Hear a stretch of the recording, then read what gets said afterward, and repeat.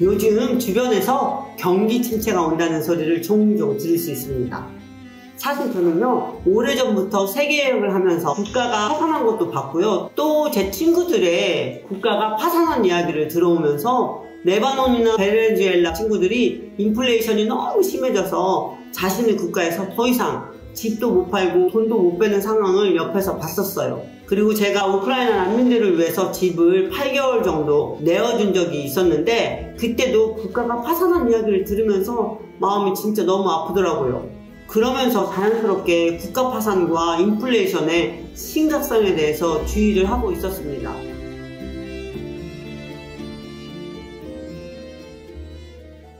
현재 제가 있는 여러 유럽 국가에서도 벌써 인플레이션이 10%가 넘는 곳이 많아서 한국의 인플레이션보다 훨씬 심각한 상황입니다. 네덜란드와 영국에 있는 켈리델리 지사는 유동성 리스크를 줄이기 위해서 그 나라 화폐 보유량 비율을 낮추면서 여러 방면에서 미리 대비하고 있었습니다. 덕분에 경기가 어려워지는 시국에서도 오히려 저희 회사는 멕시코와 두바이에도 진출하면서 더욱더 성장하고 있습니다. 현재 경제 상황이 직장 다니고 있는 나랑 상관이 있어?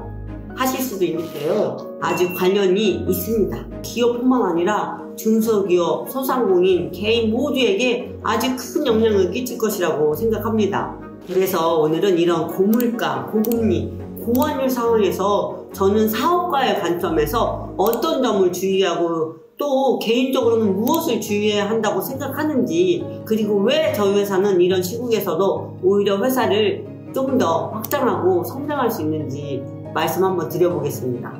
여러분, 구독을 누르시면 매주 금요일 저의 자기관리 노하우와 돈 버는 관점을 공유하는 영상들을 받아보실 수 있습니다. 먼저 왜 저희는 지금 이 상황에서도 계속해서 회사를 확장하고 성장할 수 있는지 총 4가지 이유를 공유 드리고자 합니다. 첫 번째는요, 충분한 현금 보유량이 있었고 회사 채무가 없었다는 것입니다. 상장 기업들은 자금을 모으려면 주식을 발행할 수도 있고 은행에서도 돈을 대출을 받을 수도 있지만 좀 더 많은 대금을 조달해야 할 때 회사채를 발행하는 방식을 사용합니다. 회사채가 뭔지 간단히 말하면요, 회사가 기관이나 특정 전문 투자자들에게 돈을 빌리고 내가 언제까지 이자를 얼마 주고 갚을게 하고 주는 차용증이라고 생각하면 좋습니다. 회사차에도 신용등급이 있는데요, D등급부터 AAA까지 아주 다양합니다. 그런데 현재 한국 채권 시장이 얼어붙어서 신용등급이 좋은 여러분들이 모두 아실만한 대기업들도 회사채를 못 팔아서 자금 조달이 너무 힘든 상황입니다. 그 이유는요, 금리가 계속 상승하면 채권 가격이 하락을 하는데, 그래서 채권 투자가 상대적으로 줄어들고 있고요. 또 최근에는 네버랜드 사태와 같이 이 채권은 절대 망하지 않겠구나 하고 믿고 투자했는데 나중에 돈을 못 주겠다고 하는 사례가 발생하기도 해서 우리나라 채권 시장이 정말 안전한 것인지 사람들이 채권을 믿지 못하게 하는데 영향을 주기도 했다고 합니다. 그런 기업인들이 은행 대출로 자금을 모으면 되지 않을까요? 지금 기업 대출 금리가 어마어마하게 오르고 있습니다. 회사채는 안 팔리지 대출 금리는 무섭게 오르지 기업들이 자금 조달이 너무 힘든 상황입니다. 그래서 제가 강조를 하는 것이 현금 보유량입니다. 현금 보유량이 적으면 조금 휘청해도 쉽게 넘어가 버리는 기업들이 너무 많아요. 저는 회사는 적어도 3년 이상 수익이 전혀 없이도 지출을 유지할 수 있고, 그리고 새로운 사업도 투자할 수 있을 만큼의 현금 보유량을 가지고 있어야 한다고 생각합니다. 특히 직원들의 월급은 꼭 3년치 이상 보유하고 있어야 한다고 생각합니다. 월급이나 상여금이 없으면 인재들이 가장 빨리 그만둡니다. 켈리델리는 충분히 현금 보유량도 있었고 지분도 100%라서 타인 자본이 없습니다. 그리고 채무도 없었기 때문에 리스크를 줄일 수 있었고 지금도 튼튼할 수 있는 이유라고 말씀드리고 싶습니다. 특히 부채가 많은 기업, 그리고 자기 자본 비중이 아니라 타인 자본 비중이 높은 기업들은 부도가 날 수 있을 만큼 그 리스크가 더욱더 높아집니다. 두 번째 이유는 사업 초기 자금이 적었기 때문입니다. 저희가 지금 상황에서도 멕시코와 두바이에도 진출할 수 있었던 이유는 창업 초기 자금이 적게 들어가기 때문입니다. 맥도날드는 창업을 할 때 돈이 많이 드니까 예를 들어 매장 1개 차리는데 7억이라고 치면요 1000개를 차리는데 7천억 원입니다. 창업 초기 자금이 많이 들어가기 때문에 더 많은 나라에 확장을 하기 위해서는 상장을 해서 많은 외부 투자금을 받는 것이죠. 맥도날드는 케이크 크기를 크게 키우고 그 중에 일부분의 조각을 받은 것입니다. 주주들이 많기 때문에 빠른 실행력에도 제한이 있을 수 있었습니다. 그리고 저희는 항상 강조했듯이 작지만 빠르고 튼튼한 회사 스몰 자이언트가 되려고 했었습니다. 그래서 일부러 회사를 상장하지 않는 이유도 있습니다. 저희는 대형마트에서 매장을 운영하는 구조입니다. 만약 파리에서 가장 비싼 샹젤리제 땅에 매장을 짓기에 돈이 너무나 많이 들죠. 그런데 그 막대한 투자 자금을 줄일 수 있는 것입니다. 그리고 저희는 초기 자금도 적게 들었지만 오픈하자마자 매출이 바로 나올 수 있는 시스템을 갖추었기 때문에 성공할 수 있었습니다. 보통 매장을 열면 첫날부터 조금씩 성장해서 6개월 정도까지는 입소문이 나는 기간, 즉 홍보 기간이라고 봐야 하는데 그 기간 동안에도 창업 자금을 투자해야 하거든요. 그런데 저희는 오픈하는 첫날 바로 1년 후 당일 매출과 비슷하게 매출이 나오도록 전략적으로 마케팅을 했습니다. 바로 오픈했는데 오픈하는 주에 월, 화, 수, 목, 금, 토 모두 손님이 꽉꽉 찼었습니다. 세 번째 이유는요, 아웃소싱입니다. 저희는 대출을 받아서 자금을 모으자의 관점보다는 어떻게 하면 더 매출을 벌어서 자금을 벌까요? 관점에서 생각하고 있습니다. 그래서 이 시국에서 자금을 안전하게 모아두려고 하기보다는 더 회사 확장하는데 투자하고 매출을 늘리는 전략을 하고 있는 것입니다. 그런데 중요한 것은요, 정말 우리 회사의 그 심장부 있죠. 사람으로 말하면 뇌나 심장 부분은 회사의 노하우 부분이라고 치면 그것은 회사에서 꼭 갖고 가고요. 그리고 그 외에 손이나 발, 그 외의 것들은요 더 전문가한테 아웃소싱을 하면서 회사는 좀 더 가볍게 가니까 더 적은 시간에 더 많은 성과를 낼 수 있는 방법이라고 생각했습니다. 대형마트에서 사업을 하려고 한 것도 일종의 협력관계 아웃소싱이고요. 그리고 이번에 진출한 두바이는 또 다른 방식의 아웃소싱입니다. 다른 나라에서는 저희 지사가 있지만 두바이는 아무나 가서 사업할 수가 없습니다. 꼭 두바이에 있는 사람이 진행을 해야 하는 구조입니다. 그래서 저희는 마스터 프랜차이즈 방식으로 아웃소싱을 했습니다. 마스터 프랜차이즈는 본사가 해외에 직접 진출하는 것이 아니라 그 국가의 파트너와 계약해 그 파트너에게 가맹사업 운영권을 판매하는 방식입니다. 저희가 브랜드 상표도 빌려드리고 처음엔 당연히 영업 노하우나 여러가지 트레이닝도 해드려야 하지만 몇 가지의 장점이 있습니다. 첫 번째는요, 본사에 특별한 투자 비용을 들이지 않고 몇 %의 꾸준한 로열티 수입을 받을 수 있다는 것이 장점입니다. 두 번째는요, 현지 법률, 시장 동향, 상권 분석 등에 대한 부담도 더 적다는 장점도 있지요. 세 번째는 법적 문제나 여러가지 리스크를 현지 파트너가 담당을 하기 때문에 본사가 리스크 부담도 줄일 수 있다는 것이 장점입니다. 우리나라의 스타벅스 코리아도 이 마스터 프랜차이즈에 속하는데요. 신세계에서 스타벅스 코리아를 미국 본사에게 인수를 해서 지분의 67.5%를 가지고 있고 32.5%는 싱가포르 투자청이 가지고 있다고 합니다. 스타벅스 코리아는 신세계그룹과 합작한 2000년 이후 단 한 번도 적자를 내지 않은 전 세계 스타벅스 중 좋은 수익을 내고 있는 기업입니다. 이렇게 수익이 좋은데도 미국 본사가 지분까지 모두 매각을 할 수 있는 이유는 미국 본사에서 비용을 적게 들이고도 꾸준히 높은 로열티를 받을 수 있기 때문이라고 저는 생각합니다. 네 번째는 포지셔닝과 가격 선정입니다. 요즘 러시아와 우크라이나의 전쟁 등 여러 요인으로 인해서 국제 식료품 가격이 특히 급등하였습니다. 유럽에서는 재료값이 40%까지도 오른 것이 있고요. 재료비가 다 올랐기 때문에 판매 가격을 올릴 수밖에 없는 상황이 왔습니다. 하지만 이때가 가장 중요합니다. 가격 조정을 잘 못하는 순간 사업은 한순간에 무너져 버릴 수가 있습니다.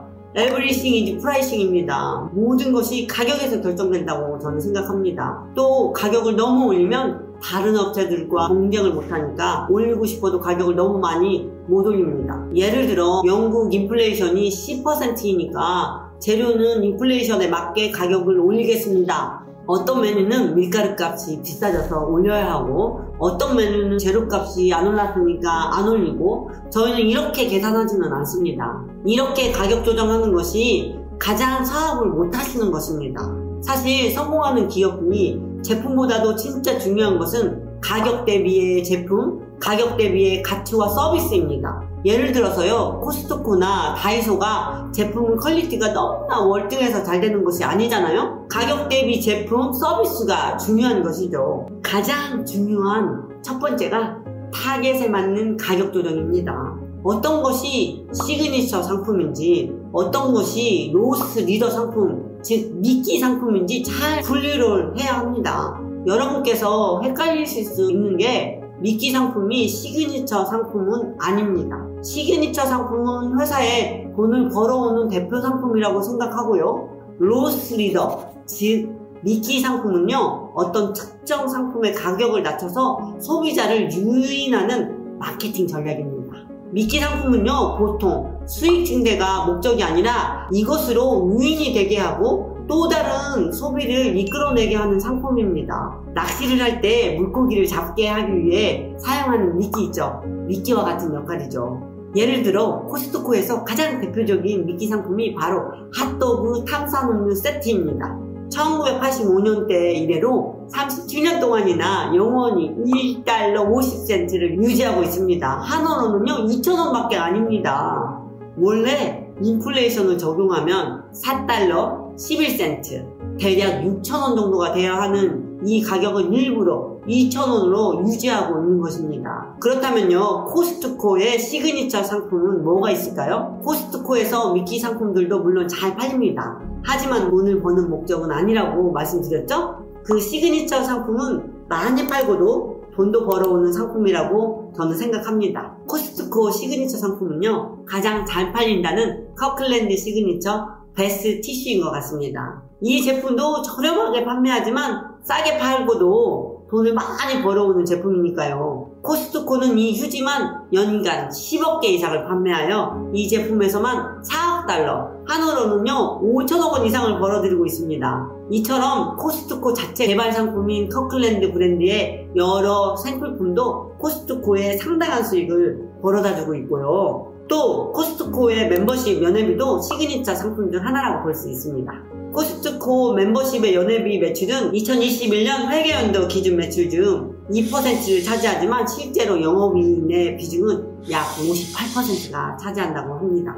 나라와 지역별 요인에 따라 가격을 조정합니다. 가맹점마다 되도록 가격과 서비스가 균일하게 하는 것이 가장 중요하지만 나라마다 인플레이션의 차이가 심하게 나는 것도 있기 때문에 각 나라마다의 여러 요인을 참고하면서 가격을 조정을 합니다. 그 나라만의 경쟁 상황, 평균 월급, 소비자 물가지수, 마켓의 초밥에 대한 인지도, 그 나라의 운반 비용 등등 다양한 요인을 참고합니다. 사실 맥도날드도 모든 국가에서 서비스를 균일하게 하려고 노력하지만 그렇다고 가격이 전 세계가 모두 똑같은 가격이 아닙니다. 나라마다 가격 차이가 납니다. 맥도날드를 가장 비싸게 먹을 수 있는 나라 1위는요, 레바논에서 판매되고 있는 그랜드 치킨 스페셜로 가격은 27달러 19센트, 하나로는 약 32,000원 정도로 가장 비싼 맥도날드 버거라고 합니다. 레바논이 종파 갈등과 경제난을 겪으면서 레바논의 물가 상승률은 400% 올랐고요. 통화 가치는 90%나 폭락했습니다. 이와 같은 경제 상황이 맥도날드의 메뉴 가격에 반영이 된 것이죠. 캘리델리가 대략 5년 정도 되었을 때 제가 세계여행을 떠날 때쯤이었어요. 그때 처음으로 캘리델리가 가격을 잘하고 있는지 궁금했어요. 세계적인 기업으로 도약하기 위해 가격 컨설팅은 필수라고 생각해서 가격 컨설팅을 받기로 결정했습니다. 이 업체는요, 유럽 또는 세계에서 가장 유명한 프라이싱 전문회사인데요. 한국에서 유명한 책 파워 프라이싱, 가격이 모든 것이다를 쓴 유럽에서 유명한 업체에게 컨설팅을 받았습니다. 이 업체에게 장장 8억 원이나 주고 영국, 프랑스, 이태리 등 4-5개 나라의 시장 분석과 스터디를 했었는데요. 결과는 정말 성공적이었죠. 여러분은요 8억 원이나 쓰지 마시고요. 이 책을 읽어보면서 스터디 해보셔도 좋을 것 같습니다. 지금까지의 이야기가 직장을 다니는 내가 알아야 하는가 의문이 되실 수도 있어요. 그런데 앞에서 말씀드린 내용 4가지는 개인에게도 똑같이 대입할 수 있습니다. 첫 번째는 채무의 양을 줄이고 현금을 보유해야 한다였습니다. 여러분이 투자를 하시려거든 지금 주가랑 부동산이 짜졌으니까 투자를 해야 한다면서 너무 막 들어가시면 절대 안 된다고 생각합니다. 기회는 반드시 올 것이라고 생각을 합니다. 그런데 현금이 없이 어떻게 새로운 것에 투자를 할 수 있을까요? 일정한 현금을 보유하셔야 기회를 잡을 수 있다고 말씀드리고 싶어요. 그리고 그 채무, 빚은 금리가 점점 높아지는 상황에서 정말 큰 리스크니까 만약 빚이 있으시다면 그에 맞는 대비를 하셔야 합니다. 두 번째, 사업 초기 자금이 적다. 개인에게 적용을 하면 지금 무엇을 하시더라도 돈을 적게 들이고 하시라고 말씀드리고 싶습니다. 부업, 창업, 뭘 하시든 간에 돈을 적게 들이고 시작하셔야 합니다. 특히 경험도 없는데 한꺼번에 큰 비용을 투자하지 마세요. 기회를 보면서 조금씩 인플레이션에 대비하는 자산, 그리고 안전자산에 분산하면서 적립하는 투자를 해야 한다고 저는 생각합니다. 세 번째, 아웃소싱. 개인에게 적용을 하면요, 위임이죠. 나의 경쟁력을 쌓으려면요, 내가 꼭 해야 하는 것과 내가 안 해도 되는 리스트를 모두 작성해서 위임을 하세요. 내가 집중할 것만 집중해야지 그 업계의 최고치를 찍을 수 있고 나의 경쟁력을 쌓을 수 있다고 생각합니다.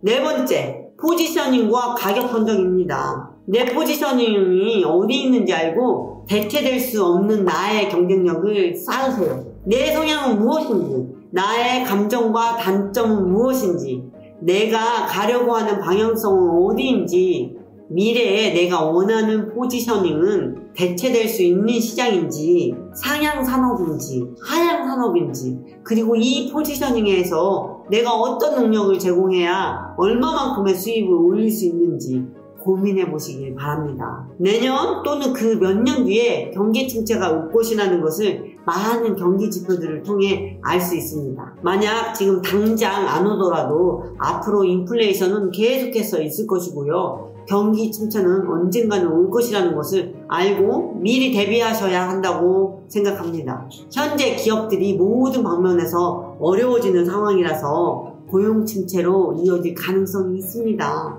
최근에요, 여러분들이 잘 아시는 반도체 기업인 인텔도 PC 시장 침체로 수천 명 인력을 감축한다고 합니다.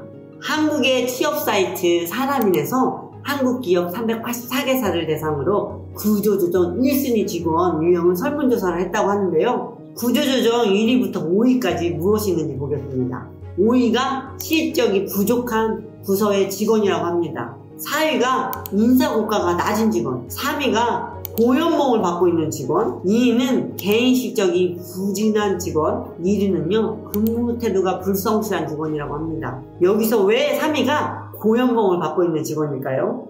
기업의 입장을 제가 조심스럽게 추측을 해보자면요, 30대 후반 또는 40대 이후에 근무 기간이 길면 길수록 보통 성과를 내는 일보다는 관리의 역할을 더 많이 하시게 되는 경우가 많습니다. 근무기간이 길면 길수록 월급이 점점 올라가는 것이 당연하다고 생각할 수 있는데요. 회사 측에서는 똑같은 관리 업무를 몇 년 동안 하지만 근무기간이 길어질수록 월급을 올려줘야 한다는 것이 큰 부담일 수가 있습니다. 만약 지금 회사가 경기 침체로 사정이 어려워져 얼른 성과를 내서 매출을 올려야 하는 상황이라고 가정을 한번 해볼게요. 자금을 줄여야 하는 상황에서 관리직 한 분의 고연봉에 투자하는 것보다는 차라리 저연봉의 젊은 분들을 여러 명 채용해서 성과를 내는 것이 더 이득이라고 생각하게 될 수도 있습니다. 당연히 심각한 경기 침체가 오지 않는 한 이런 상황은 오지 않겠지만, 과거 기업들의 상황이 어려워졌을 때 실제로 이런 상황이 있었다는 것을 알려드리고 싶어서 한국구인구직 사이트의 통계를 가지고 왔습니다.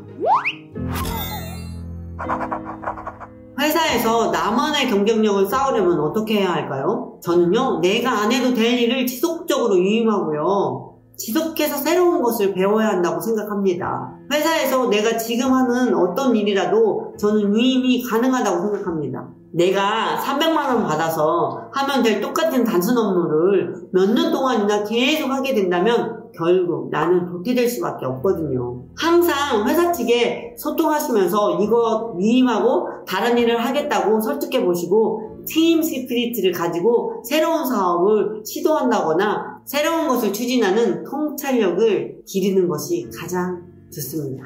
굉장히 많은 기업들이 30년, 40년 이상을 지속하기 힘든 회사에서 리더십을 가지고 이끌어주시는 팀원은 분명히 회사에서 큰 경쟁력을 갖추실 수 있으실 것이고요. 그리고요, 그 능력은 회사에 나와서도 내 것이 됩니다. 내 사업, 내 투자를 하더라도 분명히 큰 도움이 되실 것이라고 믿습니다. 여러분은 고금리, 고물가, 고환율 상황에서 어떤 것들을 대비하고 있으신가요? 댓글로 공유해 주시고요. 이 영상이 필요하시다고 생각하시는 분들에게 공유해 주세요. 다음 웨싱킹 영상으로 찾아뵙겠습니다. 감사합니다. 안녕.